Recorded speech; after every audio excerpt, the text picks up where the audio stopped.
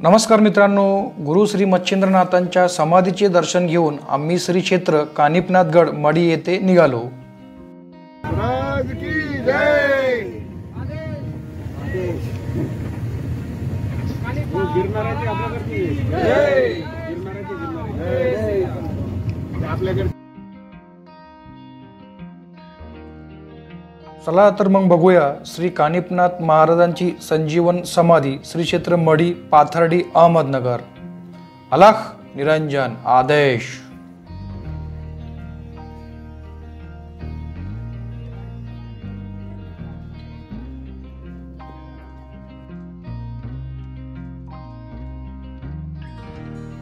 जय शिव शंभू मित्रांनो, मी श्याम व्यवहारे शामराव या आपल्या यूट्यूब चॅनलच्या नवीन व्लॉगमध्ये सर्वांचे स्वागत आहे।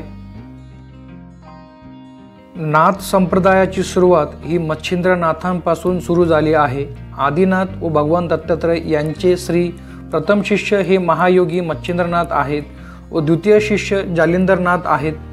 पुढे श्री गुरु मच्छिंद्रनाथांनी श्री गोरक्षनाथांना अनुग्रह दिला व श्री गुरु जालिंदरनाथांनी कानिफनाथ महाराजांना अनुग्रह दिला आहे। श्री ऋषभ राजाच्या 100 मुलापैकी 9 मुले सिद्धयोगी होते, त्यांनाच नवनारायण असे म्हणतात। श्रीमद भागवतात याचे वर्णन आलेले आहेत।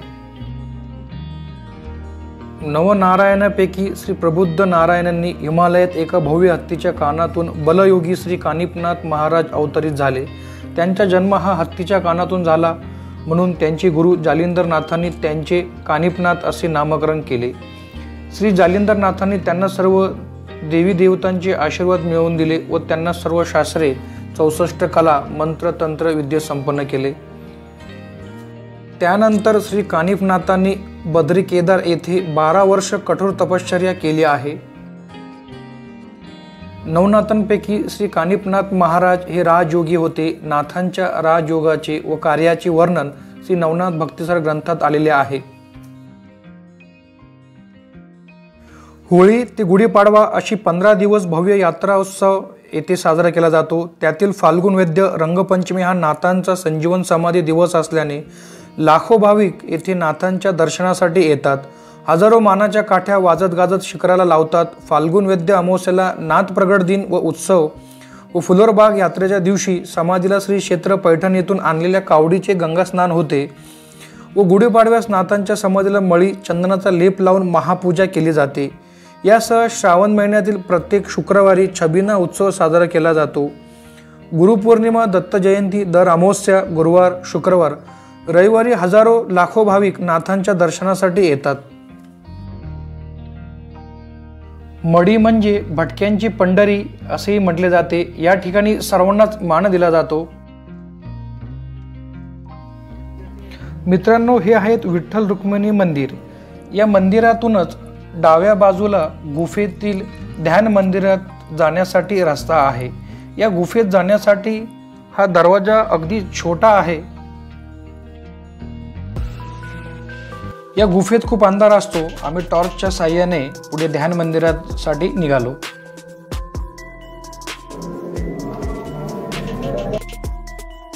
या गुफेत सुरुवातीला प्रवेश करतानाच मध्ये एक मोठा दगड असतो, तो ओलांडूनच खाली गुफेत जाण्याचा पायरी मार्ग आहे। हा दगड ओलांडताना खूप मोठी कसरत करावी लागते।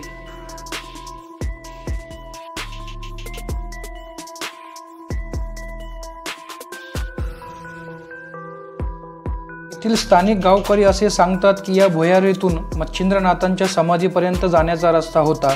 काही लोकांनी गुफेतील पुढचा रस्ता सापडण्यासाठी प्रयत्न देखील केला, पण त्यांना तो सापडला नाही, म्हणून गुफेतील पुढचा भाग कायमस्वरूपी बंद केला गेला आहे।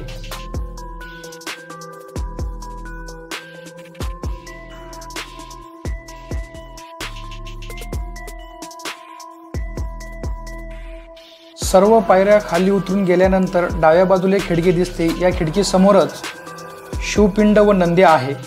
जय शिव शंभू, हर हर महादेव।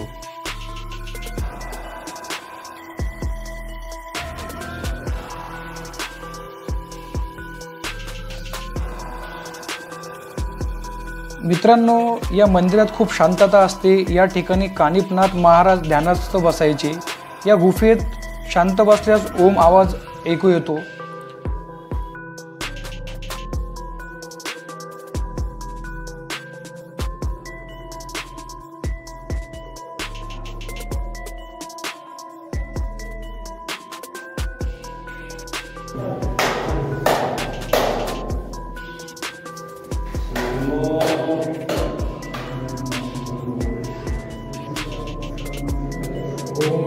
आम्ही सुद्धा या मंदिरात बसून ओमचे ध्यान करून पुढे निघालो।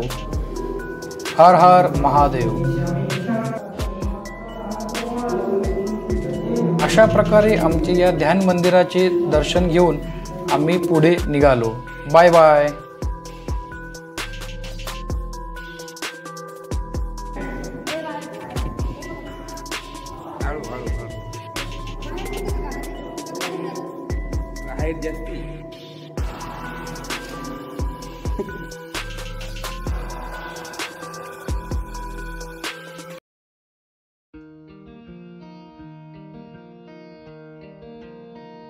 मंदिराच्या बाजूला नवनाथ पारायण मंदिर आहे। या ठिकाणी नवनाथांची मूर्ती आहे।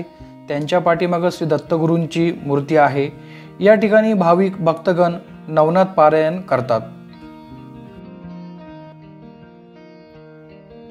याच मंदिराच्या पाठीमागे कानिफनाथ महाराजांचा सुंदर असा आकर्षक जन्म देखावा आहे। ओम चैतन्य कानिफनाथ महाराज की जय।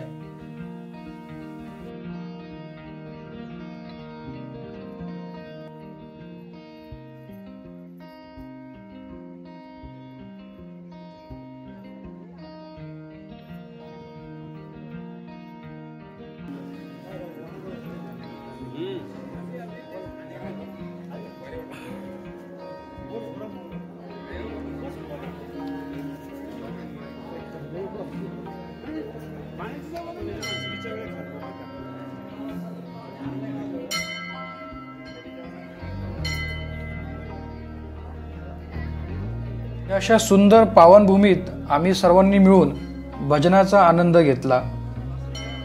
दिगंबरा श्रीपाद वल्लभ दिगंबरा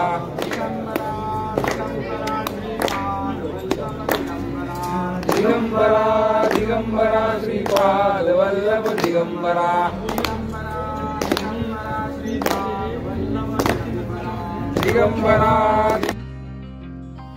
या मंदिराचे बांधकाम एका किल्ल्याप्रमाणे असून यास 3 प्रवेशद्वार आहेत। नगरखाना, बारदरी, नाथ समाधी मंदिर, ध्यान मंदिराचे बांधकाम व डाळी मोठा असे भव्य मंदिराचे बांधकाम आहे।